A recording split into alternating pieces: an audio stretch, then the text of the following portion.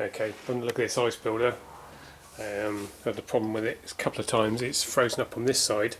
It's two separate systems, so it's split down the middle. This side's frozen up and solid more or less, and this side hasn't had any ice on it at all, I think he said. But I think it's only got one ice bank sensor, which is that cable, which is on the side that isn't working. So if this doesn't make any ice, it won't turn off until this side's made so much ice it's come across and covered up the sensor, which it probably wouldn't do for days. Anyway, it's got the time clock set to off. If we flick that switch, it should.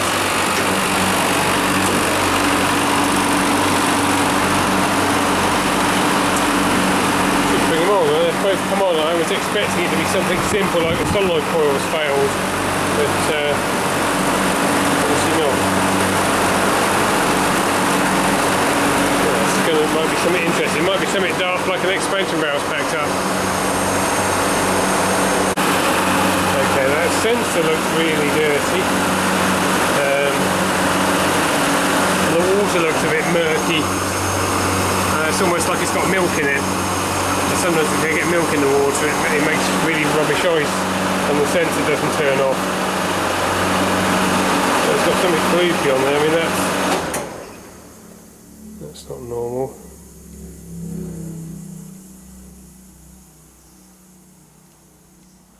Yes. Okay, so that seems to work. And I think they're on pump down. No, they're not on pump down because they've both gone up at once. So that one's bubbling a bit, but there's no ice in there, so it might be a bit short because of that. Other thing it could be is if one of these valves is, I was thinking it was going to be a failed coil, so not opening. But the other thing it could be is if one of them's letting by, so it's not shutting, when it's running on the tank, it's going to send some gas to the ice builder. But I wouldn't have thought it would do enough to freeze it up. Anyway, let's get this cleaned. Okay, got that cleaned up with the little whizzy wheel tool. It's easier than using sandpaper. Does these little row lock discs.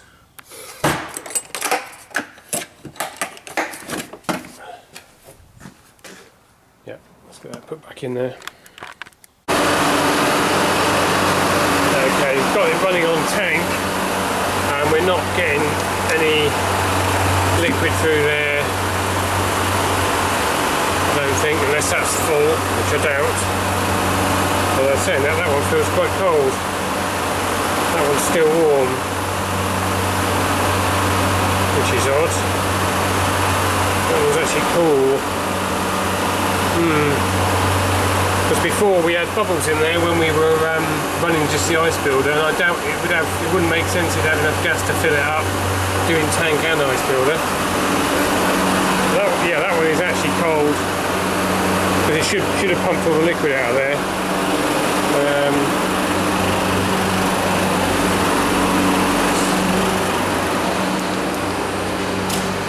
There's usually a step ladder at the back. Floor's a bit slippery. Okay, so we've got two side nurses up here. That one's full, that one's bubbling. So that's getting icy, that's getting icy. Yeah, that's probably the one that's bubbling.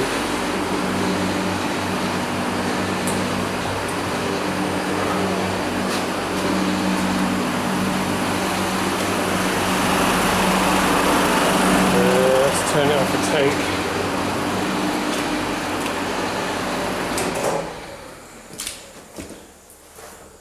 So that is weird because you would expect that. Oh, it's going cold now. That one's warm. That's warm. Mind you, it might just be ambient. So that's fairly warm too. It's probably just warm from the air coming off the condenser. Yes. Might check the LP switch settings because as it makes ice, the suction pressure is going to get lower, and it might be, once it's got a tiny bit of ice on it just gets to the point where the LP switches off because it's out of adjustment, and then it would just cycle in and out and not really doing a lot of use, because on the tank, because it's cooling milk, it's not frozen, the suction pressure would be higher, which could potentially keep it above where it would trip. So there's something else to check, if that makes sense. So we've changed that one. Don't know what we've got the other one. We've got individual ones, I think. Yeah, we've got two down there and then one there. So one's a fan cycling high pressure switch, so that fan comes on with the compressor. That one kicks in, left hand ones kick in off a pressure switch, and then the other one's just your safety LP-HP switch. So we need to work out which one of these units does which side. Well, right, we read that. Basically, I run it on tank, and what that does, it chills the plate down in the tank. Then when you switch it back over to ice builder, a lot of the refrigerant just stays in the tank because it's nice and cool. So I thought I'd pump it down and get all the gas back into the receiver and then let it go again, see if that filled the sight glasses up. Because after I'd run it on the tank, both of them were bubbling. What they should have is a check valve on the suction line, and they should pump down, so they'll pull all the refrigerant out of the evaporators, pump down, shut off, and then when they fire up in the other part of the system, there's a full refrigerant charge in the receiver to run the ice builder or the tank, vice versa. So what you get is, if one's colder than the other, gas comes back up the suction line, and instead of going through the compressor, it goes up this line and sits in the coldest area of the system. But anyway, this has been shut for a little while I was thinking, and this isn't shut off. So either we've got a compressor that's not pumping very well, or maybe the pressure switch is bollocks. So anyway, shut that off. Which is odd also that the fan was staying on, because you'd think if it had got the head pressure low enough, it would have, as the gas coming into the compressor dropped, you know, because you've got the valve shut, be less coming out, less head pressure. You'd think. It's a bit weird. Different gauges on it. This is working, the camera keeps messing up, so but according to that it's running around 0, so it might be right on the point of switching off.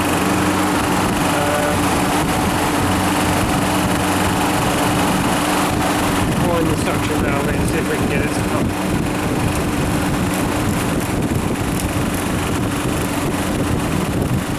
Customer said the system's been cooling okay, so it can't be that too short of duty. His milk yield's a bit lower, so that second fan has gone off now.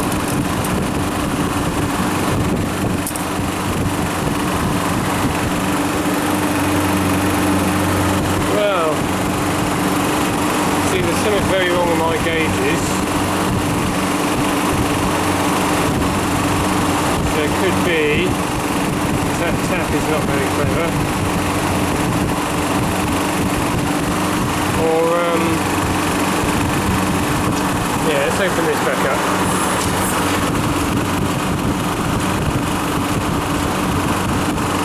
Let's open that back up. Yeah, see that suction pressure's coming up now. So, yeah, that's the tap's gone rubbish on there, fucking Chinese straight.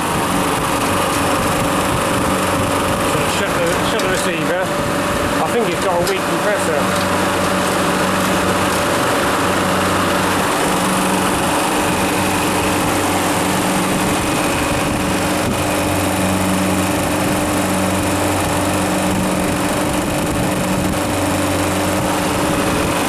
So it should be pumping down.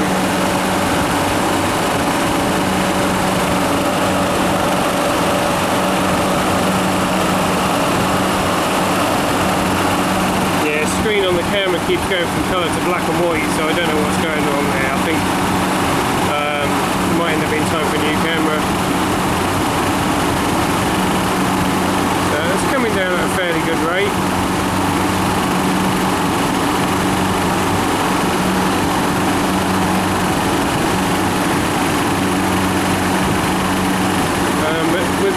it should pull into a vacuum.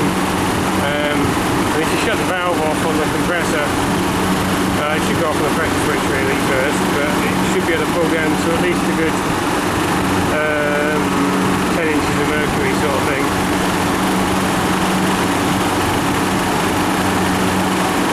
So we've got an out of adjustment pressure switch which it should turn off before it gets into a vacuum. But that's stuck at about 1 psi. So let's shut the valve on the compressor, shut the suction valve so it's only pulling from its own body.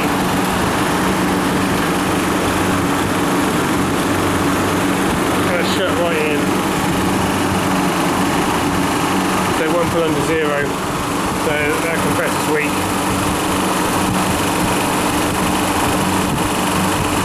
It's still running. We turn it off. It doesn't rise up, so it's not like it's not leaking back across the head when it's off. Which I think is high side valves. I think it must be even weak suction valves. I think if the high side ones leak, it gets in the cylinder and then it can leak around the piston, I think.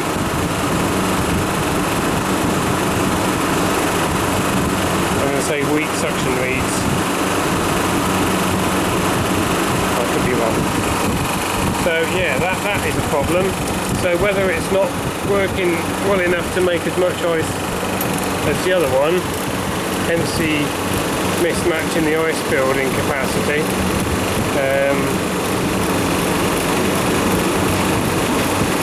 It wouldn't show itself so much when it's working on the tank because it's running at a bit higher suction pressure. So well, I could have something else wrong with it. We'll try the other one and see what that pumps down to.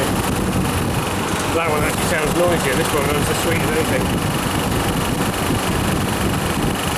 Saying that I have had them when they've thrown a rod and they run really nice on one cylinder.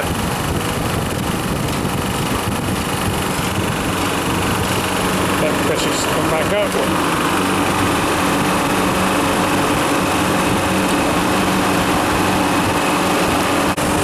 Okay, that's running about 70 psi, just under, which is boiling point minus 1.449A. So it's just below freezing. So if that can't pull that down much below 70, it's not going to do a lot of duty, is it? Whereas the other one I'd expect it's probably running nearer 60. Which would give it 47, 50 psi minus 5. It's going to pull more heat out, make ice quicker. So yeah, I think that's the problem. I think the compressor's weak. Centre brands, that was Climate Centre when they used to do rebuilds, so we probably, I think we put this one on, but it would be quite a few years ago, and it's an L3000042, I think. 3-phase, so it's going to need another compressor. Probably a job for next week by the time we get one ordered up. Yeah, see that's those two there are just cold and sweating. There's no ice on them at all. And these ones here are getting ice on them. Admittedly, that's showing a bit short, bubbling a bit, so it could be, if you're short of gas, it'll also run lower, so it could be two factors at work there, but that one's actually doing some work. Yeah, you can feel that's colder that side than this side. So what we'll do is we'll move that sensor to the other coil, so it will shut off when that one's full. And this one's just going to do what it does, because obviously it's not doing a lot at the moment. Some of them have two sensors, one for each bank, and then some of them have just the one. Yeah, that looks like the problem. Okay, that one's running at about 50 psi. I'll just shut the receiver, we'll see how that one pumps down.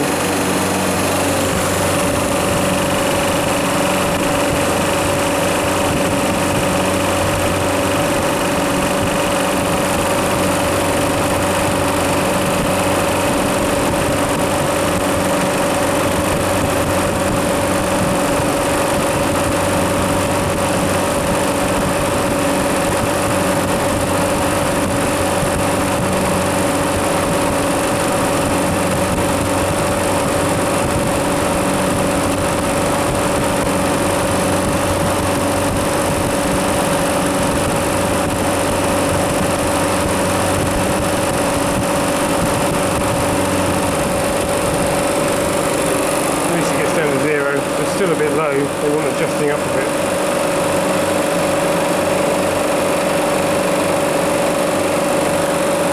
Yeah. And it's a bit noisy as well.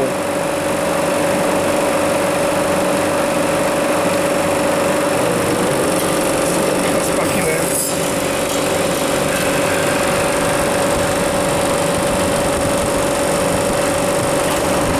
About 40, 45, probably about right. Yeah.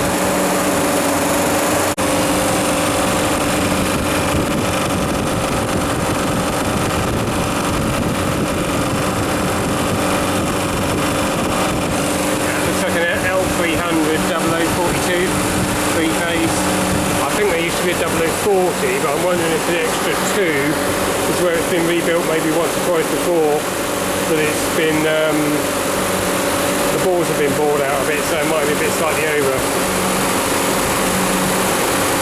Anyway, L300 0040, somewhere in that ballpark.